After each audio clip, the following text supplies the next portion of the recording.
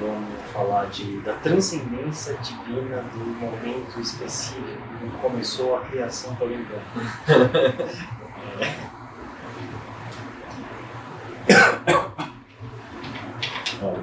Temas que eu já ouvi, eu acho que eu já temas que eu já ouvi agora nessa conversa, que eu acho que já valem a pena ser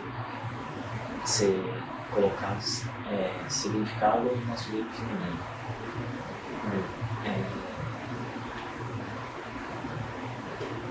Certo. Você estava contando pra gente o negócio da ciência, do significado. Eu acho que a vida é muito Cadê? Ciência do significado. Porque, exatamente, tipo, quando eu... dos caderninhos também, vamos juntar as duas coisas. Tá. Porque numa época da minha vida me deu vontade de começar a anotar tudo, porque eu estava vendo o significado e eu achava que era importante, e memória também, eu achava que era importante que eu retivesse algumas memórias, porque a gente perde muitas memórias, a gente perde muitos pensamentos e muitas memórias. E quando a coisa é muito significativa, é como se eu quisesse poder acessar ela em outros momentos, né? Então a gente vai anotando. Porque o que de tanto refletir sobre a vida, sobre as minhas experiências, eu cheguei numa conclusão de que o que tem significado na vida é o significado, é criar significado. E aí você estava falando do negócio dos amigos, da ciência. Sim. Hoje a gente recentemente estava estudando sobre... tem uma coisa na medicina que chama fator preditivo e tem o fator de risco. A ideia é que quando você coloca ou tira isso no paciente que está analisando, você aumenta ou diminui o risco de obter algum desfecho, vamos dizer. Então, vamos supor que existe a entidade doença, câncer de pulmão. E se o paciente é tabagista, o valor preditivo para ele ter câncer de pulmão aumenta o fator de risco, porque isso é um fator de risco. E pesquisas grandes que tem um puta respaldo no mundo inteiro, que está acontecendo na Europa, tem muitas no Brasil também, nos Estados Unidos um pouco menos, tem mostrado que o maior fator que aumenta a sobrevida das pessoas é ter amigos. E a explicação que você encontra para isso é olhando também para outros fatores que aumentam isso, que é, por exemplo, ter um hobby, ou então fazer trabalho voluntário. Todos esses aumentam a expectativa de vida das pessoas, e a explicação para isso, que é justamente a intersecção entre eles, é que é o significado. Então, fazer trabalho voluntário, você faz, não é por diversão, é porque tem um significado para você, é porque é uma coisa que fala com você num nível muito mais profundo. E ter amigos também, o momento que você tem com amigos conversando, tomando uma cerveja, se divertindo, no final das contas, por mais maléfico que fumar um cigarro seja, se você fuma um cigarro com seus amigos, talvez você esteja aumentando suas expectativas de vida, porque você está fazendo uma coisa que tem um significado para você, isso te motiva, e em termos de reduzir estresse, então reduz cortisol, aumenta basicamente tudo que tem de neurotransmissor, serotonina, dopamina, noradrenalina, então te deixa mais atento, te deixa mais consciente, te deixa com um estado de bem-estar. Basicamente, se você for escolher uma coisa para você garantir na sua velhice, você tem que escolher ter significado nas coisas que você faz, porque é isso que vai te fazer viver mais e viver de verdade. Essa coisa dos amigos, tipo, me vem aquela frase assim, clichê, assim, que é ótimo. Nós somos seres sociais. Exatamente. Somos mamíferos. A biologia inteira está programada para a gente interagir, para a gente amar, para a gente ter contato. Tanto é que você abraça alguém, um abraço prolongado e verdadeiro, assim, aumenta os níveis de ocitocina e dá um puta prazer no cérebro, aumenta a serotonina, então você tem uma puta sensação de bem-estar. E a gente passou muito tempo meio que ignorando isso e achando que era uma fantasia. E agora a ciência vindo provar só está reforçando o que a gente sabe intuitivamente. Exato. Quando a gente abraça alguém, a gente sabe que é simples e puramente bom quando é sincero. E agora a ciência está só confirmando o que a gente já sabia e estava negando por achar que era misticismo. E tem um livro, você já deve ter ouvido falar, porque eu gosto da palavra significado, eu acho que é bom usar essa palavra, mas tem uma outra palavra que eu não sei se ela difere de significado, acho que sim, mas que eu acho que nesse contexto é a mesma coisa que é sentido. Tipo, ter uma vida que tem sentido, Sim. ou achar o sentido da vida. E muitas vezes as pessoas elas estão esperando que o sentido venha de fora. Tipo, e é a gente que cria o sentido. O livro é O Homem em Busca de Sentido, do Viktor Frankl. Especial. Eu já te falei desse livro? Não. Esse não. Eu não sei, não lembro. É curtinho, mas eu não li ele. Eu li tipo, sobre ele. Você leu? Não, eu já li trechos e eu já li outras coisas dele. Mas a história é do cara que ele era um psicólogo, não sei se ele é psicólogo ou psiquiatra, que estava vivendo na Alemanha na época do nazismo, era judeu, e ele foi capturado e foi para uns campos de concentração com a família dele. E aí, tipo, só que ele experienciou tudo aquilo com a cabeça de psicólogo e entendendo os processos que estavam acontecendo. Então, o começo e o meio da história é tipo narrativa do ápice do sofrimento. Tipo, como que dá para sofrer o máximo possível? É simples, é só te mandarem a trabalhar escravo, a estuprarem e escravizarem sua família inteira na sua frente, sua mulher, seus filhos, e você viver todo tipo de condição desumana possível. Você ir vivendo isso prolongadamente. Só que o cara ele tinha uma mente muito boa. Então ele experienciou esse sofrimento fudidamente. E no momento que a família dele já tinha morrido no campo de concentração, ele foi testemunha, ele estava sendo escravizado, um dia serviram uma batata para ele comer. E ali ele viu que a vida era boa, porque estava gostosinho. Ele ficou muito feliz, porque, tipo, é um presente, sabe? Tipo, aconteceu tudo aquilo, já tá acontecido, mas agora eu tenho essa batata. Sim. Então ele encontrou significado em tudo da vida dele, porque existe a possibilidade de você ver as coisas com bons olhos. Então, é lógico que o sofrimento é uma realidade, mas a gente tem controle de ver a realidade da forma que a gente quiser. Sim. E quer comentar? Eu sou aqui. Mas é interessante você falou da batata, porque a batata é muito recorrente na história. A batata foi o alimento dos ingleses há muito tempo e a grande fome foi por falta de batata. E aí Machado de Assis escreve um livro que chama, bom, não vou lembrar exatamente o nome do livro, mas a frase mais célebre do livro é "Ao vencedor as batatas". E é muito engraçado, porque ele venceu justamente quando ele obteve a batata, porque você acha o significado na batata. E o que mais me choca estava falando de nazismo, de tortura, é que uma coisa é o trabalho escravo, que obviamente não é diminuto de absurdo, mas quando você, além de escravizar, você tortura, é um nível acima de... Acho que não tem palavra, talvez desumanidade, porque uma coisa que eles faziam é cruel, e é simplesmente... Não é nem que é desumano, porque é bem humano, na verdade. verdade, né? Mas, Aí a gente entra numa discussão muito interessante. mas uma coisa que eles faziam é, por exemplo, imagina um galpão que tem 100 metros de um lado ao outro. E aí você pega uma pessoa qualquer e você quebra as duas pernas dela e você dá um saco de 20 quilos para ela e fala, carrega até o outro lado.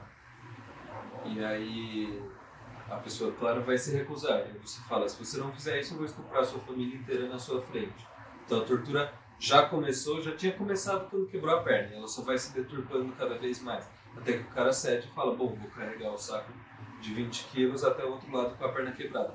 Mas não somente ele carregou com a perna quebrada, porque aí você até poderia argumentar que é um trabalho escravo, que ele está carregando um saco de cimento, mas a hora que ele chega e põe o saco no chão, ele fala, agora leva de volta. Então é uma coisa, não é nem utilitarista o que eles faziam, não é nem você vai ser meu escravo e eu vou te torturar para você trabalhar para mim. Eu vou te torturar porque sim. É para corromper o espírito da pessoa, Sim. a alma dela. E aí tem uma outra mensagem legal nisso, que é uma mensagem de muita força, assim, que eu acho que qualquer momento que o nosso espírito tiver oportunidade de passar isso para outras pessoas, é importante. Que é a mensagem de que ninguém pode te machucar nunca. Tipo, porque se o cara tá conectado com a alma dele, essa situação não abala ele. A gente tem psicologia, a gente tem coração. Então, o normal é que abale e abale muito. Toda essa dinâmica é feita para abalar. Mas se o cara tá conectado mesmo, que eu acho que isso que é a coisa da religião, da espiritualidade. O cara tá conectado com o que tem significado para ele, com o espírito dele, pode bater, pode humilhar, pode fazer tudo. Na verdade, não tem como humilhar. Bater, sim, porque bater é físico. Agora, humilhação, eu preciso aceitar para ser uma humilhação de verdade. Se eu não aceitar, você pode ficar falando várias coisas para mim, quebrar meus dedos, pode estuprar não sei quem e tal, mas a minha alma precisa aceitar isso. Se eu tenho consciência, se eu tenho a sabedoria do amor dentro de mim, eu sei que esse cara é simplesmente ignorante. Sim. Que ele simplesmente não sabe o que está fazendo, ele está repetindo um padrão por algum motivo que levou ele para esse lugar. E é engraçado isso de você aceitar ou não aceitar, porque o Solzhenitsyn é um autor, se não me engano ele era russo ou ucraniano, talvez. Oi? Aqueles lados. E ele, pelo nome a gente já sabe, mas ele, quando ele ficou preso num gulag, que era um dos campos de concentração da União Soviética, né? Primeiro que ele viveu as mesmas coisas que o Viktor Frankl, na Sibéria, que é uma das regiões mais frias do mundo, e ele passou pelo mesmo processo psicológico, só que com a bagagem dele, né? E ele percebeu que algumas pessoas, uma das práticas de tortura para corromper a alma era você induzir a pessoa a fazer mal pro que está na mesma situação que ele. Então, você é meu companheiro de gulag e o cara fala, espanca ele, senão eu vou estuprar sua filha. E aí você tem que corromper a sua alma para evitar que você seja machucado, porque em algum grau não é que você não quer que ele estupre a sua filha, porque se ele estupra a sua filha, isso te machuca. Então é muito mais sobre você do que você pensa. Não é só porque está machucando ela, porque machucar ela vai te machucar. E Continua. Tá bom. E é muito interessante porque rolava isso e ele começou a perceber que tinha gente que cedia a esse tipo de abuso e tinha gente que não cedia. E ele começou a perceber que as pessoas que não cediam, elas tinham mais esperança, tinham fé em alguma coisa superior, não necessariamente um Deus, mas talvez numa salvação, na queda do sistema, ou no fim do gulag, ou seja, talvez a fé de fugir do lugar que eles estão. Então é o sentido deles, que é para onde eles estão indo, é isso que é o sentido, né? O motivo para continuar seguindo em direção a. E o mais engraçado é que o desfecho da história é que esse cara ele vai escrever um livro mentalmente, então ele começou escrevendo, o sentido dele passou a ser escrever esse livro e destruir esse regime em que ele vivia. Então, no dia 1 ele pensa na primeira frase do livro, que, vamos supor, o regime totalitário soviético está destruindo a alma das pessoas. Então ele passou o primeiro dia inteiro recitando essa frase. No segundo dia ele recita essa e mais uma. E ele constrói o livro inteiro assim, porque ele não tinha onde anotar. Em algum momento a União Soviética já está tremendo as bases, ele consegue fugir desse gulag e escrever o livro dele e passar o livro dele para a União Soviética inteira, por meio de contrabando, né? Mas a tese do livro dele é que talvez, se no início da vida dele ele tivesse assumido responsabilidade sobre a própria vida e tivesse assumido responsabilidade sobre as próprias ações e tivesse feito as coisas que ele sabia que elas eram certas, se tivesse feito elas, e principalmente se as coisas que ele fez sabendo que eram erradas, se ele tivesse feito do jeito certo, talvez a União Soviética não teria sido a União Soviética e talvez o regime não existiria. Essa era a tese dele. E aí ele decidiu que então, a partir de agora, ele vai fazer tudo certo. Tudo que ele acredita, que ele sabe que é certo, ele vai fazer e não vai mais errar. Não no sentido social de errar, mas no sentido dele errar com ele mesmo. E ele errar na consciência dele. E aí ele distribui o livro e mais ou menos em 1970 e poucos, 75, a União Soviética entra em uma crise moral por causa do livro dele. Tanto é que um pouco depois vai surgir a Glasnost, que é uma política de transparência com a população, mas a crise moral que deu fim à União Soviética, que foi o que iniciou a revolução de dentro do regime para fora, a fagulha inicial foi exatamente isso. E é interessante porque ele prova que a tese dele estava certa, porque a partir do momento que ele começou a fazer o que ele acreditava ser certo, ele começou a agir com a máxima dignidade, ele consegue destruir o regime que, em tese, ele próprio tinha criado quando ele errou as coisas que ele errou. Então, se ele é capaz de destruir isso agindo da maneira mais correta possível, então, muito provavelmente, também foi ele que criou agindo das maneiras erradas, sabendo que estava errado. O macro é o micro. Exato. Nossa, tem tanta coisa. Porque quando você começou a falar, me veio assim, tipo, muito... A gente está falando de extremos, né? De situações, tipo... União Soviética, mas você começou falando de uma dinâmica do ser humano para corromper a alma de outro ser humano. Que tipo, essa dinâmica eram situações muito intensas, muito visuais, assim, de que, tipo, nossa, tá acontecendo um negócio muito grave, sabe? O cara está assim, cruel, dá pra ver. E aí eu penso como... Aí eu fiquei pensando, velho, eu não gosto de falar de política, mas... Isso é política, é total política. Isso acontece com a gente num nível sutil. Lá é num nível denso e explícito, mas com a gente na nossa vida isso acontece num nível sutil, ideologicamente. Tipo, as pessoas elas são, por toda construção da mídia e da cultura, são levadas a ter um posicionamento ideológico que vai dividir as pessoas entre elas, e elas mesmas se combatem. Sofrimento, perda de dignidade, porque eu não vejo o outro ser humano como um ser humano igual a mim. Eu vejo a ideologia dele, e aí eu fico contra, fico a favor da minha ideologia. E aí tem a questão de que o que é ideologia? Para mim, toda ideologia vai ser furada. Por isso que precisa do significado, do sentido, do humano. Essa coisa tipo, é muito transcendental essa coisa que você estava falando assim, o cara viu que ele que fez de assumir a responsabilidade. Esse tema é central no perfil e é motivo de de vários conflitos meus. Eu vou até expor um pouco agora. Porque eu cheguei à conclusão na minha vida de que a vida tem sentido quando você passa a assumir responsabilidade.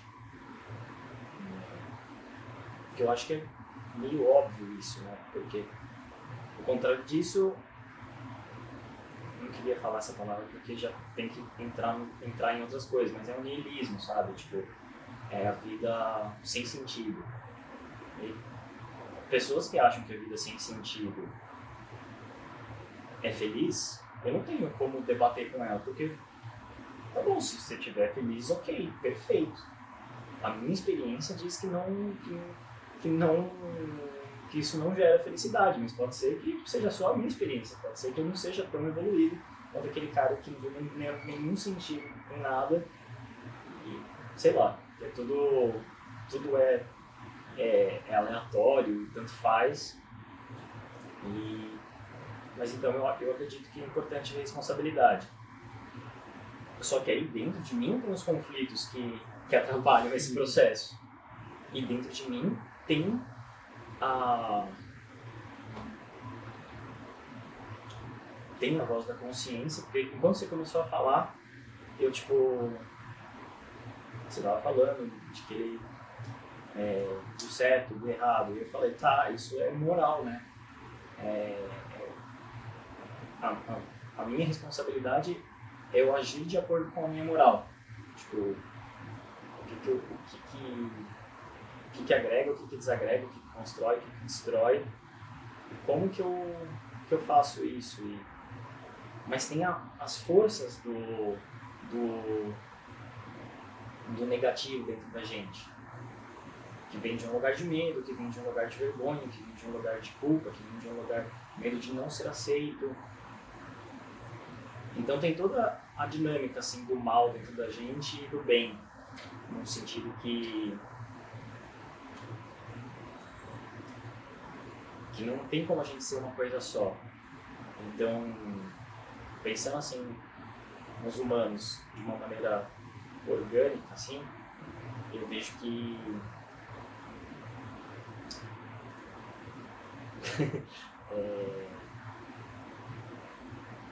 o sofrimento direciona a gente para ter consciência. O sofrimento direciona a gente para ter moral, porque pessoas que simplesmente não sofreram, ou melhor, que não estiveram com contato com o próprio sofrimento, não vão desenvolver essa moral. Elas, porque elas não estão acordadas para o que é significativo. Então eu vejo muito significado em, não é reduzir, mas é em acordar para o próprio sofrimento. E quando você acorda para o seu próprio sofrimento, que você pode ganhar o poder de ter uma perspectiva que não te faz sofrer, que entra no negócio do Viktor Frankl. Então, que não te faz sofrer, e aí a responsabilidade de criar sentido começa em você e vai se espalhando, que é a coisa do cara, do Solzhenitsyn. Sim.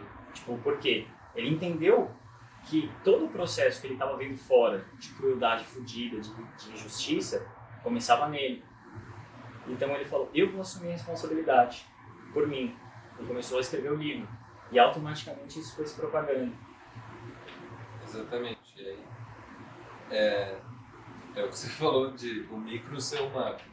E é muito engraçado porque por que a gente gosta de arte? Né? Porque a gente lê histórias. Por que a gente ouve uma música que Mozart compôs há 500 anos atrás, sei lá, ou por que a gente lê um texto que foi escrito há 1000 anos, ou por que a gente lê a Bíblia, que foi escrita há mais de 2000 anos atrás? Porque a arte, ela é um jeito externo de te mostrar uma coisa que acontece dentro, ela é uma metáfora para você próprio. Por isso que a gente lê a Bíblia. A Bíblia não é uma história sobre Jesus Cristo, sobre como Deus criou o mundo, ou sobre o que Deus faz ou Deus não faz. A Bíblia é uma história sobre você. A Bíblia é a sua história, só que é a sua história que ela ela não só é a sua história, mas ela é a minha história, ela é a história de cada um. E todo mundo que lê pode achar sentido nela, porque ela está num grau de abstração tão grande que o mesmo texto que eu leio vai ser diferente para mim, mas pode ter sentido, e você pode ler o texto. Pode ser totalmente diferente, mas que tenha sentido também. E é muito interessante isso, porque a gente está se distanciando muito da espiritualidade, da religião, né? E aí sobre toda essa questão de o que tem dentro de mim, a moral, o que é certo, o que é errado, e o que eu devo fazer, o que eu não devo. Antigamente o que ditava as leis morais era a religião. Agora que está se perdendo, a gente perde a direção, né? Porque se Deus era bom e ele era o que amava, ele era o que tinha piedade, sei lá o que, e o diabo era ruim, e ele era maldoso, ele era um invejoso, a gente sabia o que era bom e o que era ruim, mas agora, já que nenhum dos dois existe mais, então para onde a gente vai? Qual é o sentido? Estamos aqui com as nossas armas. A bateria acabou agora há pouco, mas falando que a gente estava falando de mitologia, e eu já lembro do que a gente estava falando, que era sobre. Deu uma transcendida aqui, e aí eu falei, nossa, velho, quero que as pessoas entendam isso, porque tipo, dá para entender, mas às vezes eu acho que a gente que gosta de refletir, a gente tipo, dá passos muito grandes assim, que precisa acompanhar. Lembrei. Porque você falou de Bíblia, de religião, de significado, de espiritualidade. E aí eu penso, tem gente que torce o nariz quando fala a palavra religião. E eu gosto dessas pessoas. Então eu quero que elas saibam do que a gente está falando. Tipo, porque não precisa usar essa palavra para falar do que a gente está falando. Porque a gente está falando da mente humana. Tipo, eu lembro que você falou uma frase que era a Bíblia não é uma história simplesmente sobre Jesus, é uma história sobre o ser humano. Porque a mitologia, a Bíblia é uma história mitológica, Branca de Neve é uma história mitológica. Histórias costumam ser mitológicas. Sim.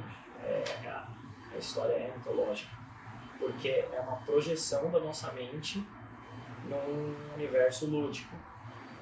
E existem histórias que se destacam muito, como a da Bíblia, porque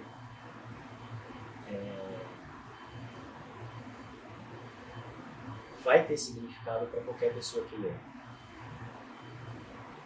Porque fala muito do ser humano.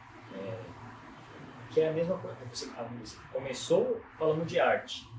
Então, você estava contando das pinturas, pintura de aquarela, que cada parte tem uma diversidade. Quando você está fazendo a pintura, você sempre está focado, você tem a tela, e você sempre está focado na parte que você está trabalhando. Por exemplo, se você vai fazer um pôr do sol com um navio que está no laguinho e tem umas montanhas. Você não consegue fazer todos ao mesmo tempo, então você faz o pôr do sol e depois você faz o navio, você faz na sua ordem, mas você se entrega para aquele pedaço que você está fazendo. E cada parte ela exige que você trabalhe de um jeito, que você se entregue de um jeito, que você entregue uma parte.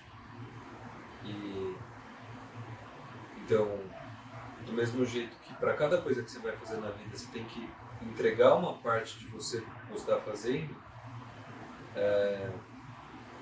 você tem que, por exemplo, molhar mais o pincel, ou molhar menos o pincel, colocar mais tinta, colocar menos tinta, fazer o traçado com mais força ou menos força, fazer mais rápido ou mais lento, mudar o tipo de tinta, colocar uma tinta transparente. Então, é a mesma coisa na vida, você coloca uma parte de você em tudo que você faz. Mas a grande questão é que, quando você termina o quadro, a paisagem não é a soma do pôr do sol com as montanhas e o rio, ou o lago e o barquinho. Não é esse o quadro. O quadro é aquilo tudo. Então, ele não é a soma das partes, ele é muito mais que a soma das partes. E é a mesma coisa que você que a vida, em algum sentido. A sua vida, o que você é, o seu sentido, não é a soma das coisas que você faz, nem a soma das coisas que você pensa, mas é muito além disso. E então, o fenômeno da vida e o fenômeno da existência, como o fenômeno da pintura, sempre transcendem o jeito que você enquadra ele próprio. Então, é muito mais do que as pinceladas que você deu, e é muito mais do que elas representam. São as pinceladas que estão embaixo das pinceladas, e são as pinceladas que você não deu também. E, então, não é só o que está lá, é muito mais. É relacionamento. É relacionamento. É o jeito que você se relaciona com você, que reflete no jeito que você se relaciona com o quadro, com o mundo, ou com a sua própria mão, ou com o pincel. Porque o barquinho está em relação ao sol, o sol está em relação ao mar, está tudo se relacionando, e você faz por partes. E cada hora que você faz uma parte, você é um.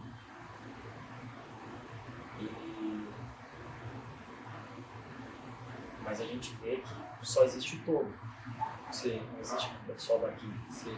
E mesmo quando você está na metade do quadro, ele já é o quadro todo. E você está adicionando, você está pincelando. Mas se você parar ali, tudo bem. Você parou ali, você pode voltar no outro dia, você pode destruir aquilo, mas ele continua sendo o que é. E sempre que você fizer, sempre que você se propõe a agir, ele cresce.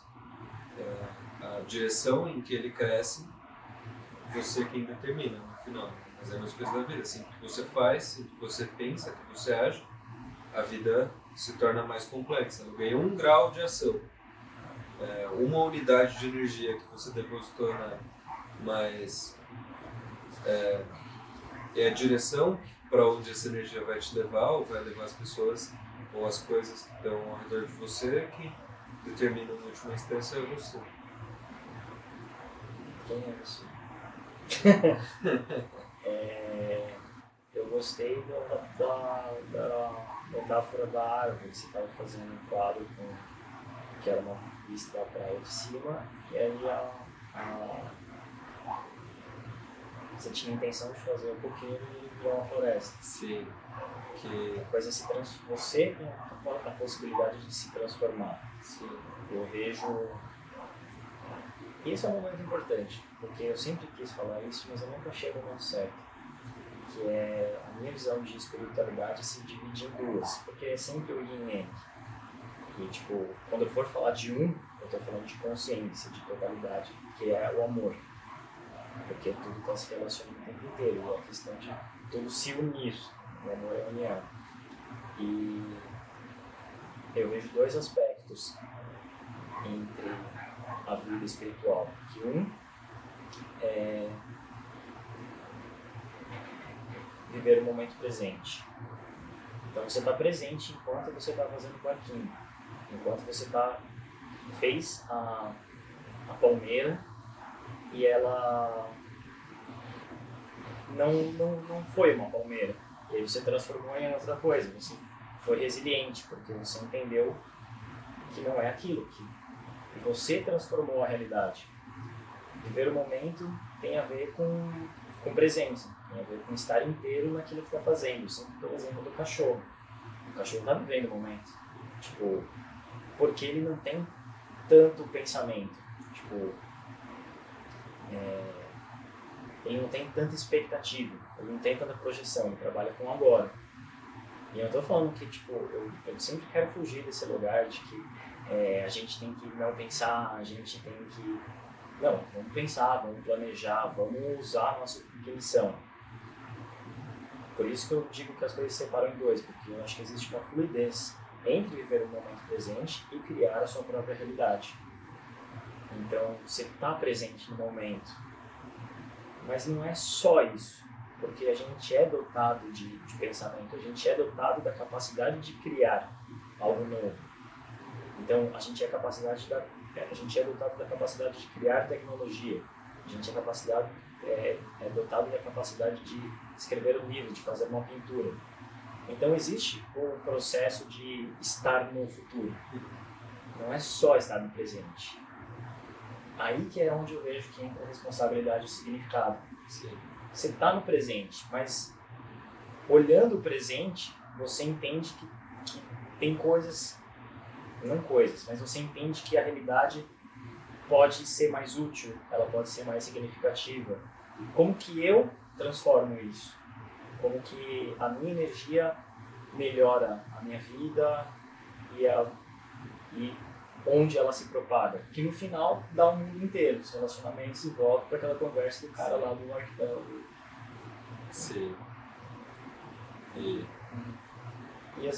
tipo, e só concluindo aquela coisa da mitologia que eu acho que eu fui muito prolixo,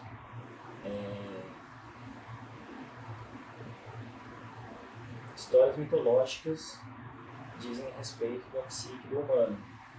Então a gente estava falando da Bíblia. Vai ter várias passagens que vão fazer a gente entender algumas coisas e várias que a gente não vai entender também, ou que a gente vai discordar, porque a nossa cultura muda muito. Então, não tem como uma pessoa ou várias pessoas terem escrito uma coisa totalmente desapegadas da cultura. Então, a cultura faz parte da nossa psique, que tem a ver com o tal do arquétipo do inconsciente coletivo. E mas Jesus é uma figura central na história. Ele é o arquétipo ideal. sim. Ele é a idealização do que é a consciência, do que é o amor, do que é o máximo entendimento. Sim. Porque ele é uma manifestação de Deus, que é o Logos, né? Porque geralmente nas mitologias as coisas divinas são faladas ou são escritas. E falar e escrever, dependendo da linguagem, que é uma das primeiras manifestações dessa nossa parte do Logos, que não necessariamente é a parte puramente lógica e matemática, como a gente entende hoje, mas é a parte consciente, que você falou. E Deus ele é a união de tudo, porque Jesus é a união de tudo, porque ele é humano, mas ele é a manifestação do máximo do Logos na Terra. Então ele vive o presente, que é a humanidade dele, mas ele também vive o divino, que é o Logos, que é esse potencial ilimitado que ele tem.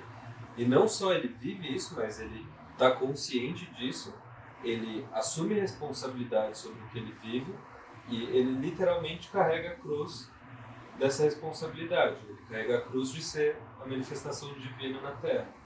E todos somos. A diferença vai ser no quanto você aceita carregar essa cruz ou no quanto você se permite manifestar toda essa divindade. Claro que divindade aqui não é uma coisa sobrenatural, mas uma coisa simplesmente um conjunto potencial infinito que cada um manifesta dentro de si. Eu converso muito com a turma do yoga, né? Isso tem tudo a ver, porque deixa eu selecionar entre a chuva de pensamento, porque primeiro, por que a gente fala tanto dessas coisas? Por que a gente está preocupado com o significado, com estudar psicologia, com entender? Porque a gente sofre. Porque a gente não sofresse, a gente simplesmente ia sair dançando por aí, aproveitando a vida. Certo? E aí tem uma passagem na Bíblia que é a passagem que se relaciona com yoga. Que eu não sei direito na linguagem como está escrito, mas é tipo...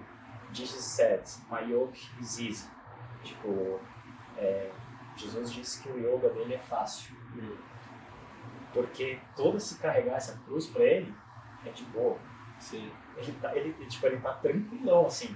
Porque ele tá passando o maior perrengue possível, mas ele sabe exatamente o que ele tá fazendo e ele tá tranquilo, porque é isso que ele tem que fazer. Sim. Essa é a consciência. Esse é o sentido. Exato, esse é o sentido, porque ele enxerga a união de tudo. E aí vem o gancho de falar de, tipo, eu acho que esse é o ponto mais importante, que é a gente tá ele é o arquétipo ideal, ele é a figura ideal, ele é um semideus, ele é tipo além do que é humano. Eu acho que na verdade não é que ele não é nada diferente, ele só é mais humano, porque em termos de iluminação, nesse sentido de consciência transcendental, entendimento da totalidade, a gente tem uma cultura assim de endeusar algumas pessoas e chamá-las de iluminados. E aí quando essas pessoas se identificam com isso, com elas sendo iluminadas diferente dos outros, eu falo, mano, ou esse cara é charlatão ou ele tá muito louco. Porque qual que é a mensagem de Jesus? Todo mundo é iluminado, todo mundo é luz. Igual, é tipo, tá, eu tô vendo mais, eu tô vendo e tô agindo mais de acordo com o entendimento superior. Sim, eu tô fazendo esse papel, mas o meu papel é tão importante quanto o do cara que tá roubando. É tipo, faz parte, tá tudo certo. Ele só entendeu a responsabilidade dele, mas o outro cara que tá roubando, a prostituta, o mentiroso, todo mundo é Deus. Sim. Então, não idolatre o guru, não idolatre ninguém além de você mesmo. Você é iluminado, você é luz, você é perfeição. Tipo, não é que tá errado idolatrar o outro, mas é que você não tá tomando responsabilidade, você não tá olhando pro divino em você.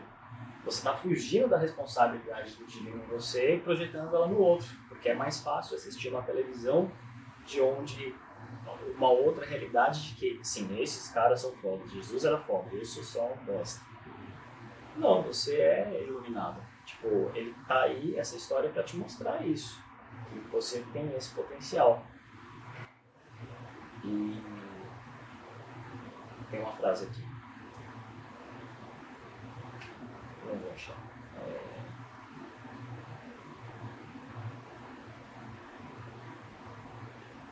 Quem alcança seu ideal vai além dele, mas... Enfim. Caguei todo o meu discurso procurando a frase, mas...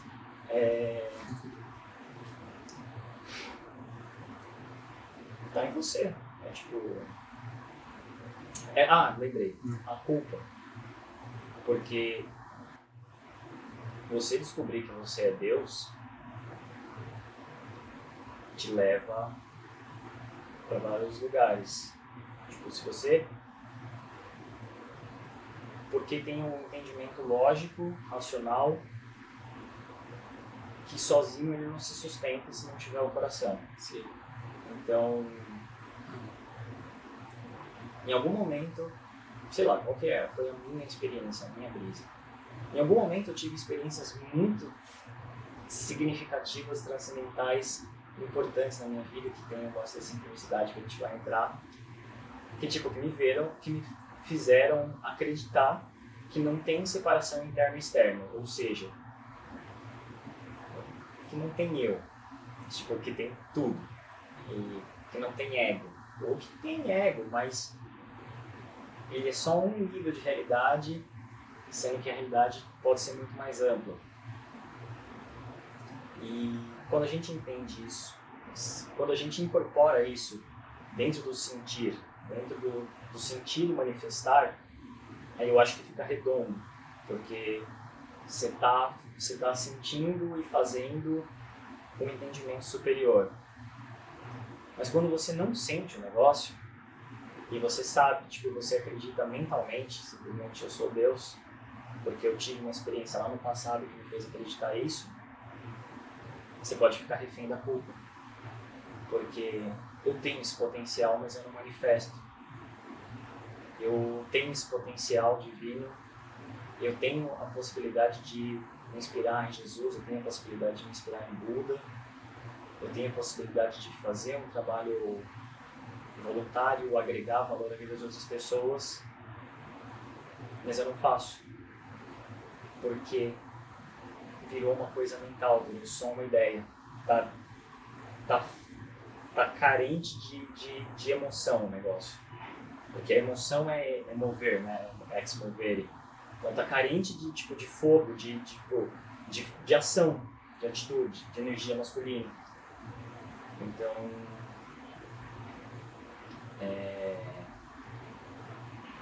aí que o negócio fica místico, misterioso. Porque como é que você vai acordar a sua emoção? É a grande questão, né? Porque é justamente você tem um desbalanço. Muitas vezes você sabe que você tem um desbalanço. Às vezes o feminino está manifesto mais que o masculino.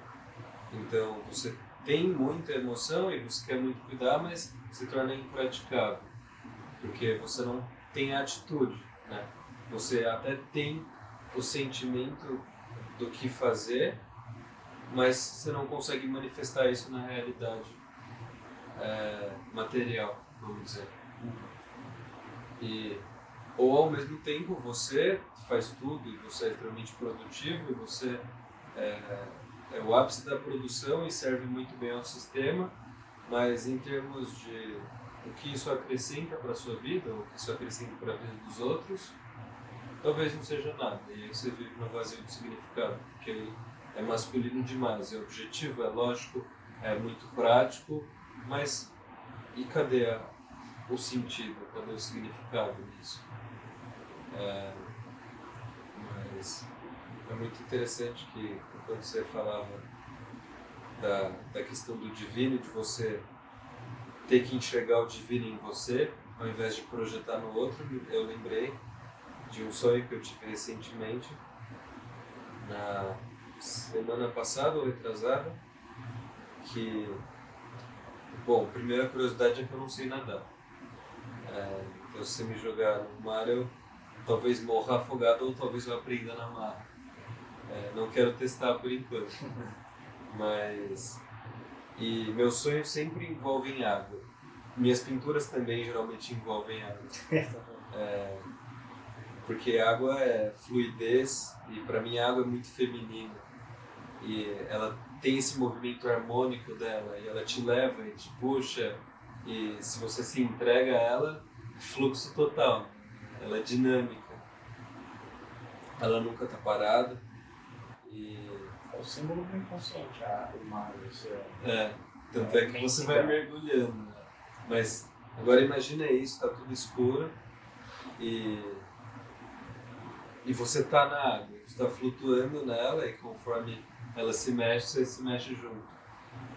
E você sabe que tem ondas porque você está dentro, mas você não está vendo elas, você só sente em termos de tato. E de repente vem uma puta luz do lugar que você está olhando. E ela é tão brilhante que ela ofusca e você não sabe de onde está vindo. Você sabe que está vindo uma puta luz de alguma coisa quadrada, assim. E você não sabe se é uma porta que se abriu, você não sabe se é um quadro que está emitindo luz ou se é um puta painel de LED. Por algum motivo você não faz ideia do que é. Mas eu tive a impressão que eu sonhei isso a noite inteira. E eu ficava olhando e eu não sabia o que era. Eu olhava de um lado e eu tentava me mexer, mas eu não sei nadar. Então estava angustiante aquilo. E talvez fosse um portal. E por muito tempo eu achei que era um portal. E era uma luz divina, uma luz bem amarela e forte. E eu achava que eu tinha que atravessar aquele portal. Que era um portal em direção à luz. Né? E aí quando eu acordei, e é muito simbólico que eu tenha acordado para descobrir isso, foi quando eu percebi que não era um portal, não era um quadro, não era um painel de LED, era um espelho. Eu sabia que você ia falar isso. Então, e é muito simbólico que eu acordei e quando eu acordo eu percebo que eu tô me olhando, eu não tô olhando o divino.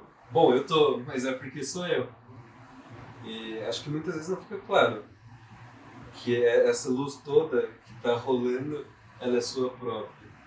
E muitas vezes a gente vê o divino no outro E é tipo, no namorado, no amigo, ou no pai, na mãe, ou num político imbecil, a gente fala, caralho, tipo, essa pessoa é divina. E a gente simplesmente esquece que a gente também é. E não é que um é mais e o outro é menos, a gente simplesmente é. É só luz. É, só é energia. E é muito interessante isso. E foi engraçado que foi num momento muito particular em que eu tava precisando lembrar desse espelho, tava precisando olhar para esse espelho. E ao mesmo tempo, na mesma semana, eu tive um sonho que aí foi um pouco mais pra frente. Esse sonho foi no final de semana, sem ser o passado retrasado. Aí mais pro fim da semana, quando as coisas, o momento turbulento estava rolando e começou a se fechar e as coisas começaram a... Bom, pareciam que iam fazer sentido. E aí tava me revitalizando, assim. Eu sonhei, tava submerso na água e era o mar. E eu tava bem no fundo, assim, como se eu tivesse sentado bem no fundo do mar. Não era muito profundo porque eu conseguia ver a luz lá em cima.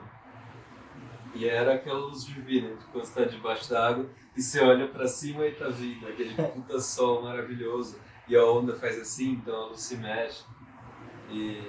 E essa luz batia bem numa casa de madeira.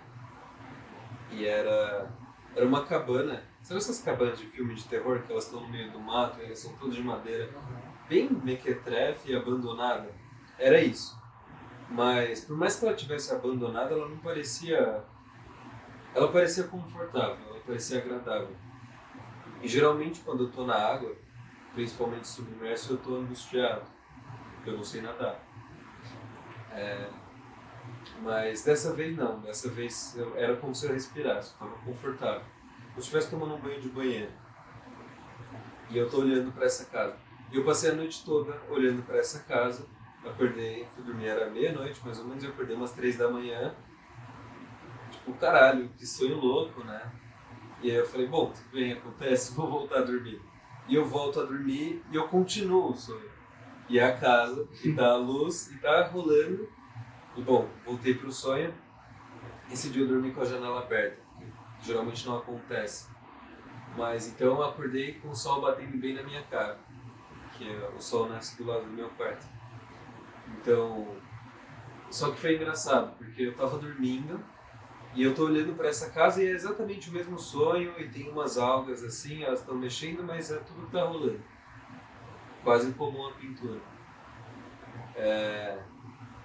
E aí, de repente, essa casa começa a pegar fogo. Só que não é um fogo que está consumindo a casa.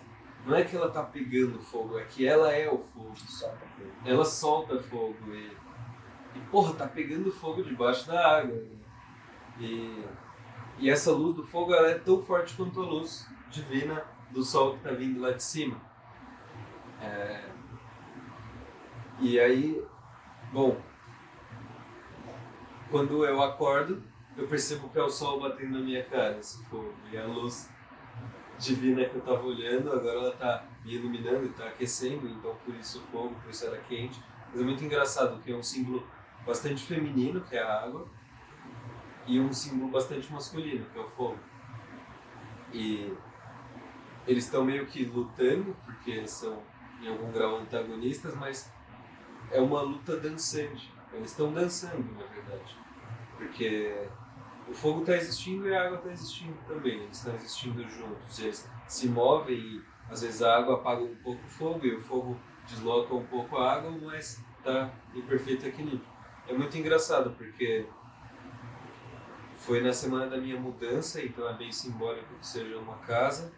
Foi na semana que eu construí pro teto e era uma casinha muito parecida com a do teto e é surpreendente que eu não sabia como era a cabana de madeira do teto. Então quando eu cheguei eu vi aquilo pronto, eu falei, caralho, eu sonhei com isso. E é muito interessante que eu tô passando muito por essa fase do meu masculino estar sendo despertado e tá se impondo sobre o não se impondo sobre o feminino, mas se impondo para entrar em equilíbrio com o feminino. E como ele estava tão reprimido lá nessa casa, estava tudo tão... Era dinâmico, mas era muito parado. E era insuficiente. Aí quando o fogo acende, as coisas tomam vida, elas tomam forma. E foi bem no fim de um ciclo de sincronicidade, num ciclo que eu passei por uns momentos de niilismo, tinha muita coisa rolando, tava com muito problema pessoal, e aí, de repente, coisa de 5 dias assim, talvez menos, vem os sonhos, meio que anunciando que vai chegar, e aí, de repente, as coisas começam a chegar, e vai tudo se encaixando. Isso tem 2 dias, e hoje ainda faz parte do encaixamento disso tudo. Sim, ainda é. 1 milhão de coisas agora. Mas a palavra que mais me destaca dentro de tudo isso é inconsciente. Sonhos, a simbologia do inconsciente. Então a gente está falando de sonhos, inconsciente, divindade, eu, a mesma coisa, natureza. Eu gosto de falar sobre natureza porque eu quebro as pernas de quem não acredita em Deus, porque não tem como não acreditar na natureza. A natureza é isso, você não vai na natureza, você está onde? É só um outro nome, tipo, eu não preciso falar Deus, eu falo natureza. E o inconsciente, tipo, Deus em você é tudo, mas é tipo, porque quando você fala eu, você está se separando. Sim. Mas quem é você? O que é você? É só esses pensamentos identificados com o ego, ou o seu coração, os movimentos do seu intestino, os seus pensamentos involuntários não são você também?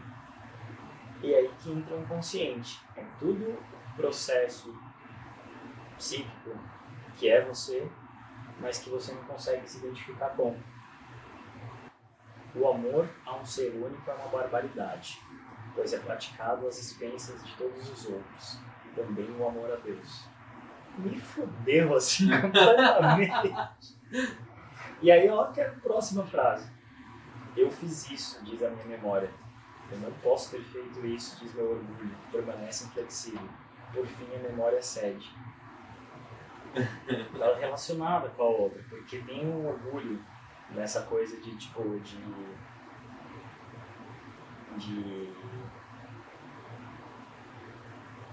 eu amar apenas um.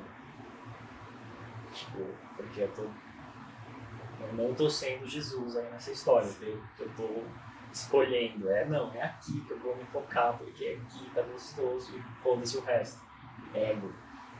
E não tem nada de errado nisso. Que é o que eu tava tentando falar aquela hora, agora há pouco, sobre a culpa. Que eu acho que o processo de despertar da consciência, no sentido de perceber o divino em você, pode te deixar muito mais ansioso, porque você vai se sentir culpado, porque você não dá conta de fazer isso.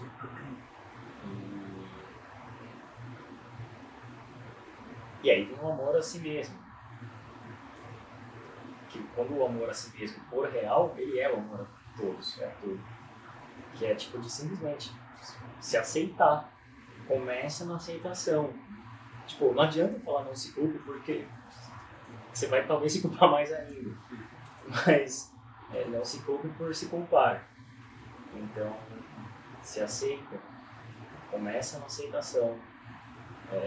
Você não está fazendo nada de errado. Por você não conseguir ser o ideal, não tem problema nenhum. É você que cria a sua realidade, você que vai criar o seu futuro. Então, cabe a você ver as suas limitações. E essa coisa de ver as limitações é muito importante. Não só focar no ideal, mas principalmente focar onde está a sua limitação. Isso está sendo a libertação para mim. Porque Porque conforme eu comecei a ter experiências que me mostravam uma conexão de tudo, que acordavam uma visão de divindade, eu comecei a me apegar a ideais. Falei, não, porque o certo é ter compaixão. Sempre. Como é que eu falo isso para minha raiva? Vou reprimir? Vai ter muita gente dizendo que tem que reprimir. E não. Eu acho que começa na aceitação. Sempre começa na aceitação. É estar com o que é real dentro de você. Os seus sentimentos são reais. O seu ressentimento é real. Porque se você se apega à visão bonitinha, good vibes, yoga, e que você cria uma imagem de que você é bonzinho, com um monte de ressentimento guardado, você está gerando um conflito fodido.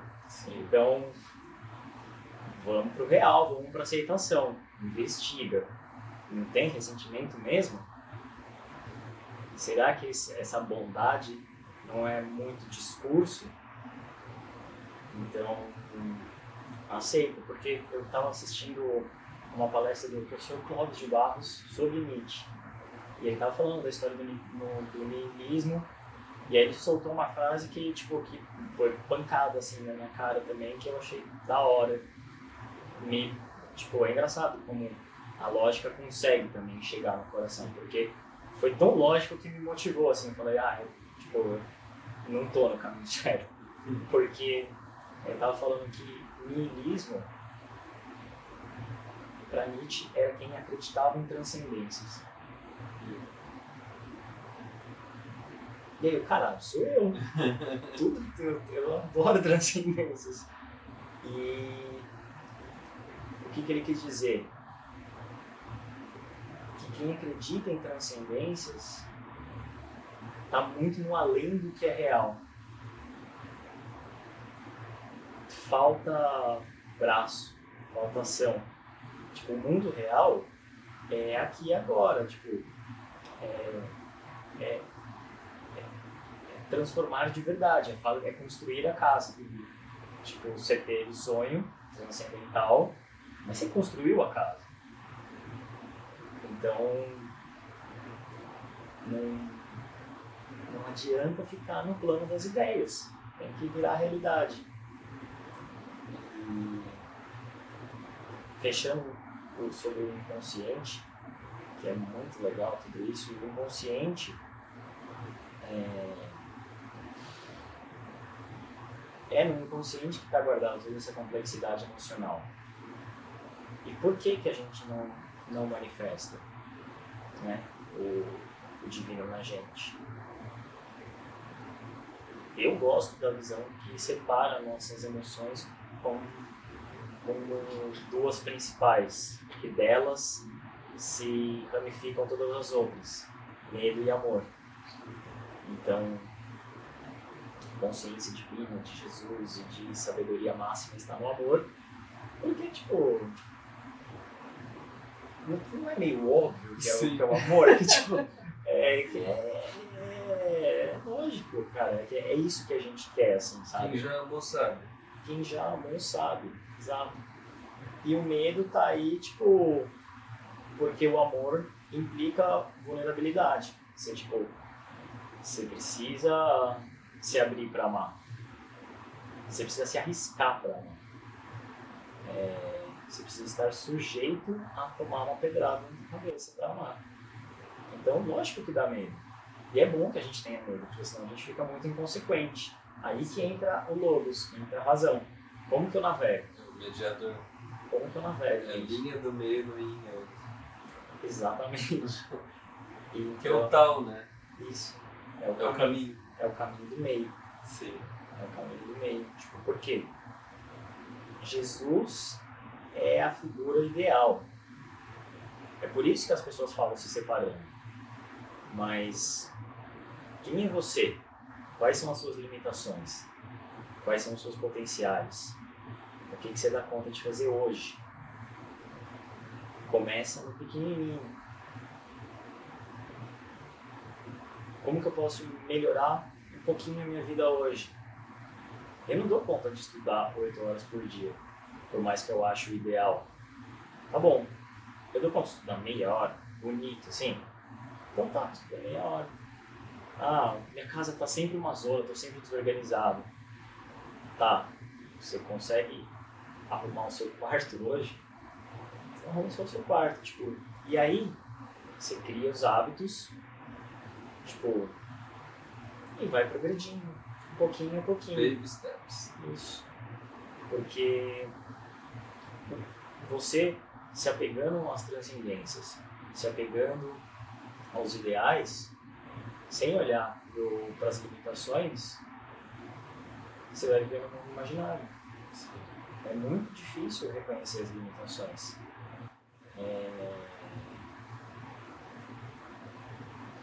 Pelo menos eu não estava acostumado a isso, porque eu tinha uma força dentro de mim que queria ser uma pessoa melhor, e essa força não me deixava, essa força, ou uma crença de que eu posso aprender, de que eu posso realizar, a mesma crença que é a minha salvação é a minha derrota, porque essa crença me fazia não ver as minhas limitações. Porque não, eu tenho potencial, eu posso conseguir, eu posso ser uma boa pessoa. E eu fico me apegando nisso, e eu esqueço de olhar, não, eu tenho essa dificuldade, eu tenho essa limitação, eu tenho esse vício, eu tenho esse problema de comportamento, eu tenho essa dificuldade de relacionamento. Não, fica com os dois, com o que é real, com a luz e com a sombra. Sim. É muito interessante que você falou sobre... A gente está falando sempre em dualidade, né? Que é sempre o amor e o medo, a luz e a sombra. Mas, ao mesmo tempo, não é dual porque são dois. Porque, na verdade, é um só. Porque você tem medo porque você ama. Mas, ao mesmo tempo, em algum grau, você ama porque você tem medo, talvez, de não amar. Porque é uma condição tão inata sua que eles vão se alimentando. Por isso que, às vezes você ama, às vezes você tem medo de amar, mas você sempre volta pro amor. Porque é mais desesperador não amar. Então, na verdade, não é dual, apesar da gente sempre falar em dois. É totalmente uno, assim. Porque um implica no outro, e os dois são finitos em si, porque são um só.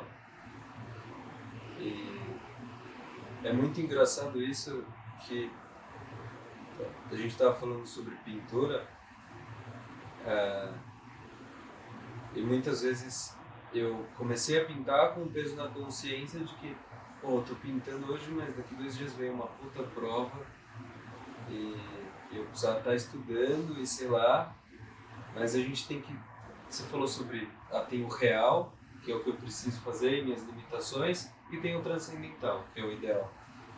Então, em algum grau, às vezes você se engana e você estabelece que o ideal é que você estivesse estudando, e que a limitação é que você quer muito pintar, por exemplo. E eu começava a pintar com esse sentimento de culpa, né, que é quando aparentemente o real e o transcendental não batem. Mas no meio do caminho eu comecei a perceber o seguinte, não é que você consegue encaixar isso tudo a partir do momento que você percebe que não é que você precisa, no sentido de se impor ordem. O masculino, ele é ordem, mas ele não é para você integrar ele e ele virar parte de você, você não se impõe em ordem, porque senão isso vira tirania. A ordem parte de dentro para fora, e aí chama de disciplina. E é outra coisa. Então, já não era mais que eu precisava ir para academia. Era que, porra, eu quero muito ir para academia.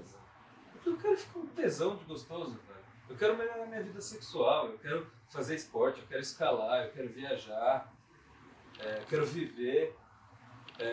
Não é que eu preciso estudar, é que eu quero. Tem uma coisinha lá no fundo que fala, putz, mano, mas eu podia assistir uma série, ou sei lá. Mas eu quero isso, será? Porque tem uma coisinha falando muito que é a parte que quer o lazer. Só que aí você tem que entrar com o seu masculino e com o seu logos e pensar, bom, tem o que eu quero, porque eu quero suprir um prazer e uma necessidade, tem o que eu quero, porque é o que eu realmente quero, que está dentro de mim, o que está clamando para que eu faça, para que aconteça, que é o verdadeiro. E geralmente isso envolve sacrifício. E aí entra justamente na questão de Jesus, que se sacrificou por tudo isso. Então, quando ele se sacrifica, e sacrifício está sempre presente na mitologia, a gente fala que ele se sacrificou para que a gente pudesse viver. E é justamente isso, quando você se sacrifica e você deixa de fazer uma coisa que você sabe que vai ser um prazer momentâneo, que é uma ansiedadezinha que está chamando ali, enchendo o saco, para fazer uma coisa que vai ser um puta de um tesão, que vai te trazer para a vida de verdade, e você faz esse pequeno sacrifício, você está fazendo esse sacrifício para que você possa continuar querendo, para que os outros possam continuar querendo. Você está basicamente fazendo exatamente o que Jesus fez, porque se você se ama a ponto de você se sacrificar e matar uma parte de você para que uma nova parte nasça, você não está fazendo isso para você está fazendo isso para tudo, você está fazendo isso para a existência, porque você está fazendo por auto amor. É o que a gente falou, se é amor próprio, é amor a tudo, porque a gente é a tudo. Netflix, pode ir com essa. Sacrifício pra. Tipo, não tem diferença. O sacrifício de Jesus é um monstrão, né? O cara se ferrou. Mas não é mais nobre do que o seu sacrifício de não assistir a série. A gente está mostrando que tem valor no sacrifício.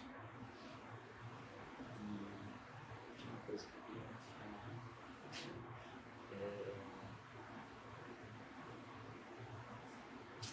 Estamos falando de masculino, de feminino, de... Como que você chegou nisso? Você está falando de Da ação do masculino,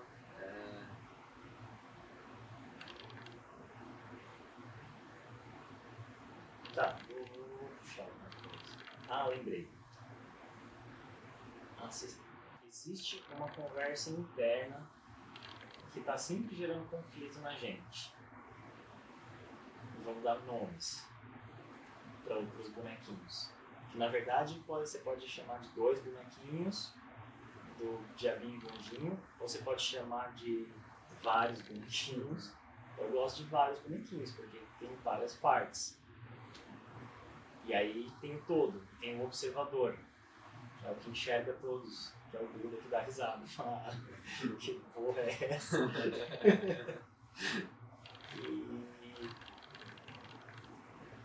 Tá, e aí esse cara que quer assistir a série, essa voz me vem de um lugar ansioso. É uma ansiedade. E o assistir o Netflix, fumar o cigarro, assistir a televisão, assistir o pornô, pensar, ter ideias, qualquer coisa. Porque pode ser qualquer coisa que venha de um lugar de ansiedade. Pode ser que a mesma coisa para uma pessoa venha de um lugar de ansiedade e para outra venha de um lugar de significado.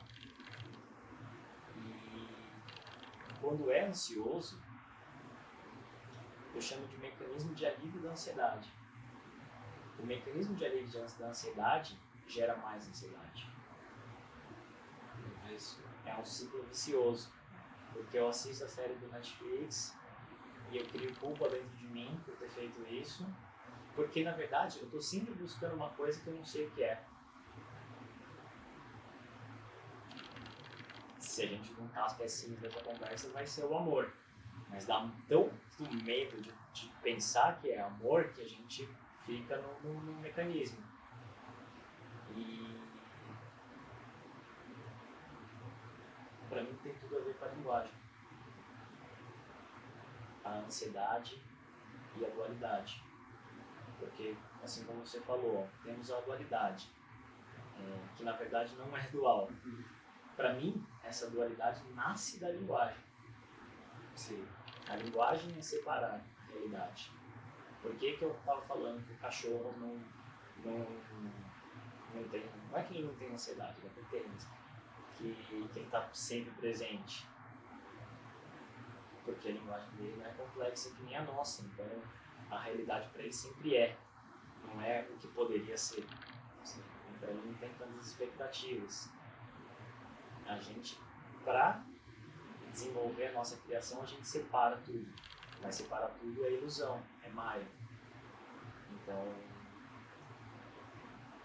faz parte a ansiedade, faz parte a limitação, faz parte o mal. O bem nasce do mal, o mal nasce do bem. E você é isso.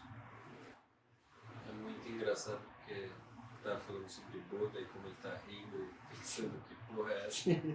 Mas um dos princípios do budismo, a gente vê o budismo na mídia e a galera tá meditando em cima de um morro no Nepal com um pôr do sol lindo e tá uma paz absoluta, os passarinhos cantando. Mas a ideia que acho que é inerente ao budismo e também ao cristianismo é que o ser humano sofre. O sofrimento é inevitável, ele é nosso. Só que só quando você tem a disciplina e a responsabilidade de aceitar o seu sofrimento e de incorporar ele, de entender ele, aí você consegue virar o Budinha, que tá sorrindo e falando que porra é essa. Porque aí você integra isso tudo, hein? Você aceita o sofrimento, você entende suas limitações, você é capaz de agir em direção ao ideal, mas se mantendo consciente do que te limita.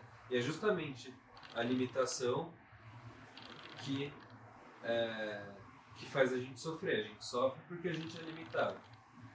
E na Bíblia isso está escrito de um jeito um tanto mais interessante, que é quando Adão e Eva estão lá pelados no Jardim do Éden e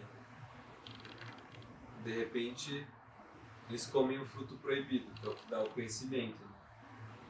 E quando eles comem o fruto proibido, ou seja, quando eles obtêm o conhecimento, a primeira reação deles é se cobrir com folhas, porque eles percebem que eles estão pelados.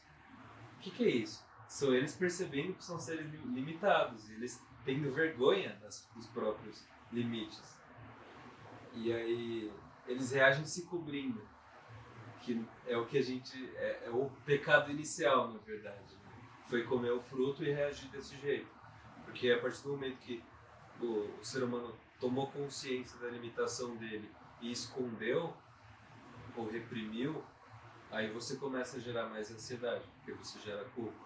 E quanto mais você reprime, mais isso cresce dentro de você, só que é um dragão que está escondendo debaixo do tapete. Ele está crescendo, crescendo, e quando você vê, ele já ocupou a casa inteira e ele já consumiu toda a sua vida, porque você passou o tempo todo fingindo que ele não existia. Essa é a armadilha do desenvolvimento pessoal. Porque a vibe do canal é seja a melhor versão de si mesmo. Seja a melhor versão de si mesmo, mas antes aceite a si mesmo por completo, senão você está fudido. Que é o que eu fiz.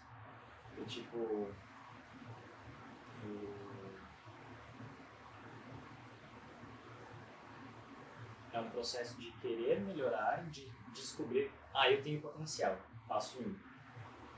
Aí vem uma coisa muito boa, assim, caralho, que sensacional, eu posso aprender uma coisa que é útil. Beleza. Se ficar aí, tá bom.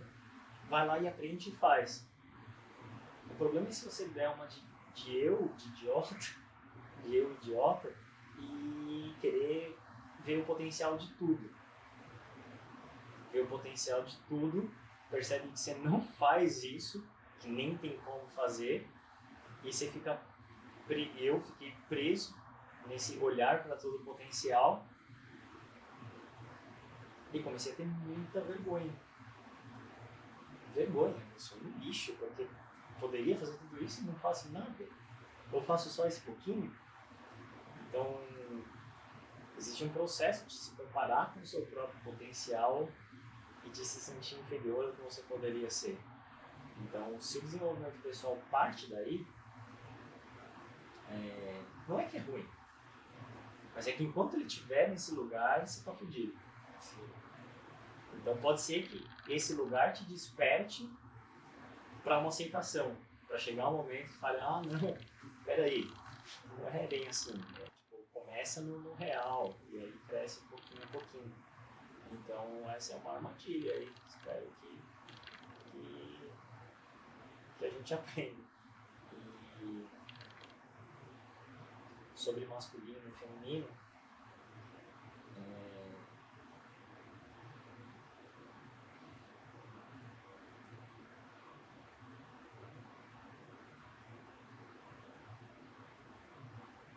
o problema é a separação, de novo. Eu tive um processo muito forte de masculino e feminino. Enquanto eu separava masculino de feminino no meu processo, o processo ficava fudido de ruim. Porque eu ficava pensando, eu desenvolvi meu feminino, agora eu tô feminino demais. Eu desenvolvi meu masculino, agora eu tô masculino demais. Não é assim. Não existe feminino, não existe masculino, existe a dança. Bom, vou dar passos atrás, já que a gente está gravando o vídeo.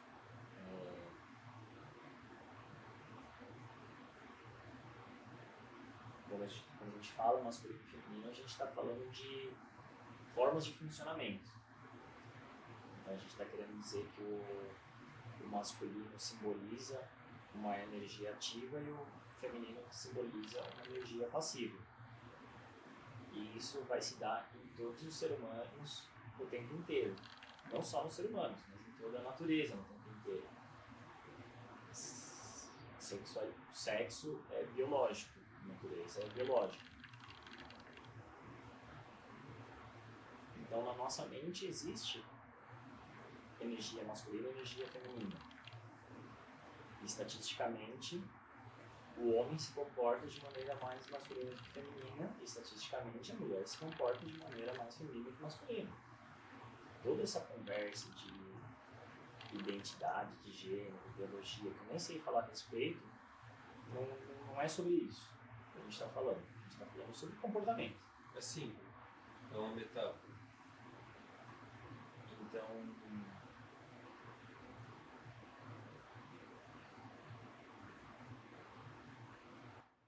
a minha vida me levou para um caminho de olhar para o sensível, para um caminho de ter mais empatia, para um caminho de me focar em ouvir o outro, de me focar em cuidar do outro, para um caminho de resignação, para um caminho de aceitação, para um caminho de receptividade, de amor, qualidades femininas. E parece muito bonito isso que eu estou falando, e por um lado é bonito, mas tem a outra parte da história, que é o meu lado masculino machucado, que está se sentindo impotente, que está sentindo que não está expressando energia. Por isso que está tão focado no feminino. E essa empatia não é pura. Essa empatia tem um ressentimento que está um pouco na base dela. Porque eu estou me comportando de maneira feminina porque eu acho que eu não posso ser masculino. E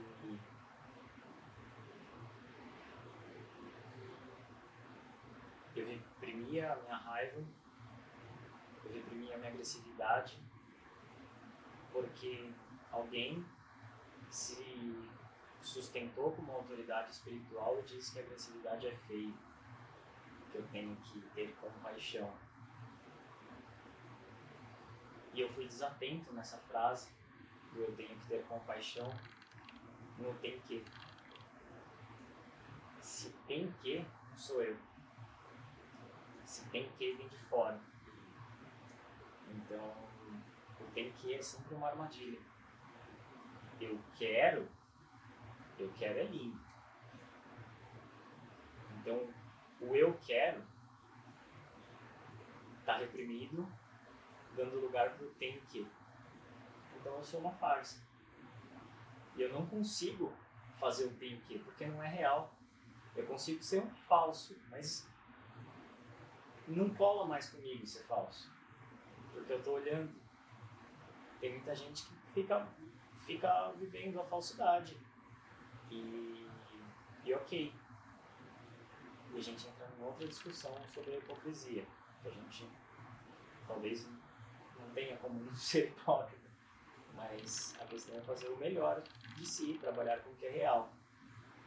Então, o que eu estou querendo dizer sobre reprimir o masculino, reprimir a agressividade, é que a agressividade é diferente de violência. A agressividade é energia. A agressividade é impor, imposição da vontade. Então, é lógico que a agressividade é importante. Porque se eu for... qual é a palavra? Passivo. Se eu for... ao contrário de enérgico. Se eu for mole, a minha capacidade de fazer é menor. Então, tem situações que requerem agressividade. E o que é ser homem? Para mim, ser homem envolve 3 aspectos: atitude, responsabilidade e segurança. E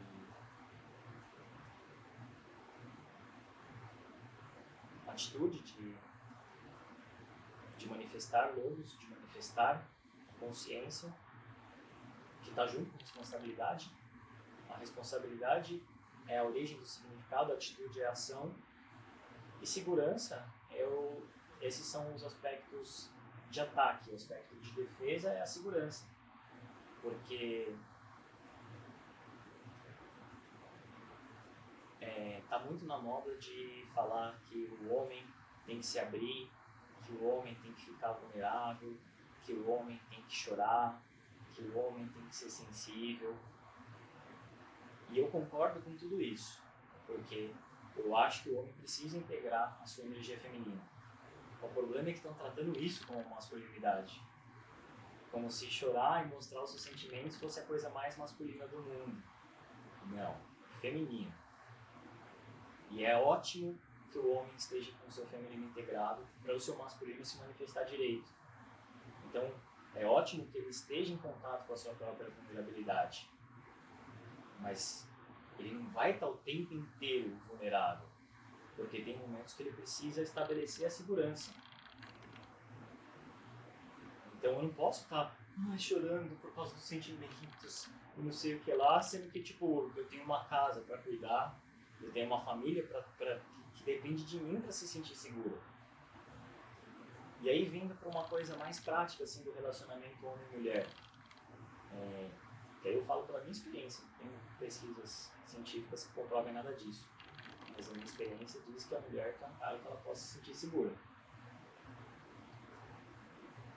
Então se o cara ficar só nesse feminino, a mulher não vai se sentir segura porra nenhuma, porque o cara é sensível. A mulher vai ter uma amiga, nesse caso. Então, cuida primeiro do masculino. Não, são as duas coisas o tempo inteiro. Trabalha a sua vulnerabilidade. Eu acho que esse discurso faz muito sentido hoje em dia. Na verdade, eu acho que ele faz muito sentido há 10 anos atrás. Agora talvez ele esteja ficando até um pouco over demais. Eu acho que já está na hora de entrar no masculino. Tipo, eu acho que os homens já vêm entrando no feminino já muito. E eu acho que eles estão perdidos no feminino. Digo isso, tipo, não estou falando os homens, não eu. Estou falando de mim. Estou falando de mim projetando nos outros homens. É a minha visão. Então, eu acho que sim, vamos integrar o feminino, vamos acordar a nossa vulnerabilidade, porque tem a ver com as nossas limitações, vamos aprender a ser mais sensíveis, vamos aprender a ouvir, a nos comunicar melhor, mas não para aí, porra, não vira mulher, caralho. Então, tipo, seja uma rocha sim. Seja uma rocha sim, porque você vai deixar as mulheres muito molhadas à sua volta. E essa é a verdade. Mas a questão, eu acho que a patologia da violência, ela surge justamente de... Porque olha a história da violência, de school shooter, por exemplo. É um moleque que a vida inteira não foi uma rocha, e ele se permitiu ser humilhado, se permitiu sofrer por alguma causa externa, então ele não teve o masculino dele imposto, não teve o masculino dele em ação. Mas ao mesmo tempo, o grande problema é que ele não permitiu que o feminino fluísse a ponto dele entender os sentimentos dele. É isso Porque que eu tô tentando dizer. se ele entende o sentimento, ele não vai ter esse ressentimento de sair atirando na escola e caralho. E é sempre um homem, curioso, é sempre um homem. Geralmente casos de violência acontecem muito mais com homem, de homicídio ou de terrorismo, essas coisas em massa, porque você não dá espaço para o feminino deixar o sentimento fluir. Então concordo muito com essa questão aí, mas é exatamente isso, você não pode deixar que um sobreponha-se ao outro, né? Então, na jornada de conhecer o feminino, você não tem que ficar só nele, exatamente isso. Mas acho que você estava falando sobre como uma mulher que é um homem que dê segurança. É muito interessante isso, porque essa segurança ela se manifesta de vários jeitos. Então, seja uma segurança no relacionamento, então uma lealdade, ou uma fidedignidade, ou que ele seja verdadeiro, ou seja uma segurança física mesmo, que um homem com mais corpo, um homem geralmente mais alto que ela, que é uma coisa biológica, né? Claro que não é regra, né? E um homem inteligente, um homem capaz, mas ao mesmo tempo eu acho que nos últimos, não tenho a perspectiva de ter vivido esse tempo para dizer, mas eu sinto que conforme a gente foi deixando um pouco de lado que o homem fosse o extremo do masculino e a mulher fosse o extremo do feminino, a sociedade está começando a entender que todo mundo é tudo, todo mundo é os dois. Então, do mesmo jeito que a mulher, o homem está percebendo que ele tem que ter o feminino dele mais integrado, uma coisa que eu tenho percebido é que muitas vezes eu também gosto de ter uma mulher que tem o masculino dela integrado do meu lado. Então, eu gosto de ter segurança com ela, eu gosto de saber. Eu gosto que ela seja previsível o suficiente para que eu me sinta seguro, eu me sinta confortável, mas que ela seja imprevisível e caótica e feminina o suficiente para que eu não perca o tesão nesse outro ser que existe do meu lado. Então, acho que é muito perigoso fazer discurso sobre masculino e feminino hoje em dia, porque masculino não é homem. O homem é masculino e feminino. Feminino não é mulher. Mulher é feminino e masculino. É o ânima e o ânimos. Né? Então, tem toda uma questão de... que é tão simples, se você para pensar, é só integrar, é só trabalhar os dois. Mas na prática não é tão simples assim. Acho que muito do que distorce o que é cada um é justamente a ideologia, que é muito de dentro para fora. Eu tenho que e de fora para dentro. E é muito engraçado que a gente fala de fora para dentro como se fosse uma coisa que a sociedade está fazendo, que um outro ser está fazendo. Mas muitas vezes você está fazendo com você mesmo, de fora para dentro. Tá? Não precisa estar reproduzindo o que alguém está falando. Pode ser uma coisa que veio da sua parte mais racional, que você teve a brilhante ideia de que talvez você devesse ser absolutamente feminino porque o masculino é agressivo. E aí, de repente, você começa a se impor isso, que é o que você falou que fez, e não veio do outro, necessariamente. Provavelmente veio inicialmente de você e talvez você viu e se identificou, se projetou. E acho que isso é perigoso, ideologia. E acho que talvez aí entre o papel do niilismo, porque ele nega tudo. Talvez um pouco dele seja importante, porque Desconstrói. ele quebra, ele vai quebrar. Se você tem uma ideologia, a solução para ela é o niilismo. E aí depois você constrói outra, porque o niilismo não deixa de ser uma. Mas é essencial, é um movimento de construção e destruição constante. Você constrói uma parede, no segundo seguinte você quebra ela porque ela já não é mais suficiente. E aí você faz outra no lugar.